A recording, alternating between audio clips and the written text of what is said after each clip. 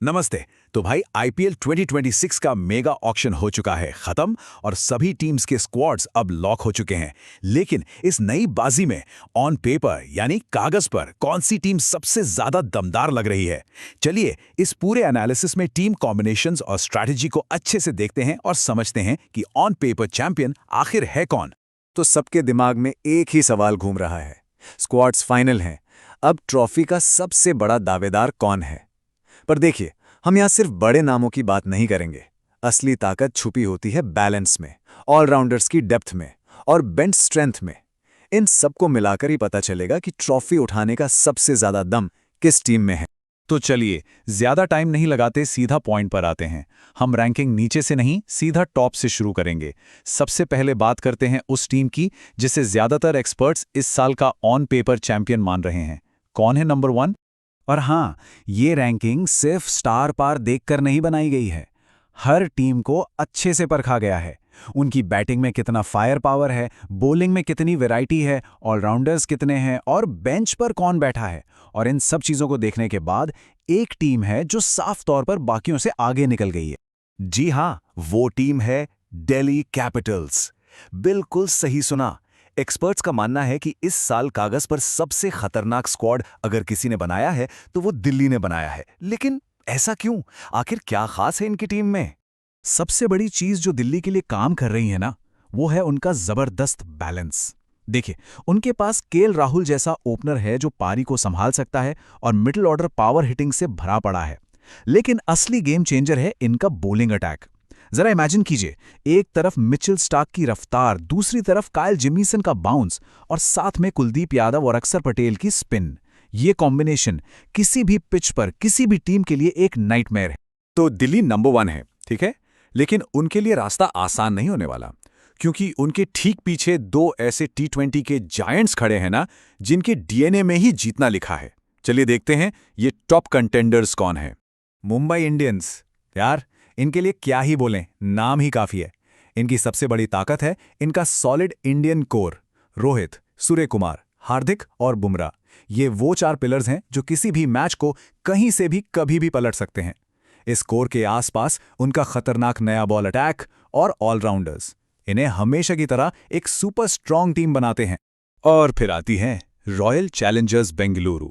उनकी बैटिंग हमेशा की तरह विराट कोहली के इर्द गिर्द घूमती है और इस बार भी काफी सॉलिड लग रही है। लेकिन इस साल जो असली फर्क लग रहा है ना, वो है उनकी बॉलिंग में। जोश हेजलवुड के आने से उन्हें वो कंट्रोल मिला है जिसकी शायद उन्हें सालों से तलाश थी। इस बार एक बैलेंस प्लेइंग 11 बनाने का उनके पास पूरा मौका है और यही बात उन्हें एक टॉप कंटेंडर बनाती। तो यहाँ दो बिल्कुल अलग सोच वाली टीम्स हैं। एक तरफ है मुंबई इंडियंस, जो अपने tried and tested Indian superstar core और ऑलराउंड फायर पावर पर दाव लगा रही है। और दूसरी तरफ है आरसीबी, जिन्होंने एक मजबूत बैटिंग यूनिट के साथ एक नया और वर्सेटाइल बॉलिंग अटैक जोड़ा है। स्ट्रैटेजी अलग पर मंजिल एक ही है, आईपीएल की ट्रॉफी। ओके, तो टॉप 3 की बात हो गई, लेकिन इनके अलावा भी लीग में कुछ ऐसी छुपा रुस्तम टीम्स हैं जिन्हें हल्के में लेने की गलती बिल्कुल नहीं करनी चाहिए। ये किसी भी दिन टॉप टीम्स को हरा सकती हैं। ये हैं इस टूर्नामेंट के खतरनाक चैलेंजर्स। इस लिस्ट में सबसे पहला नाम है पंजाब किंग्स का। इनके पास जबरदस्त फिनिशर्स हैं।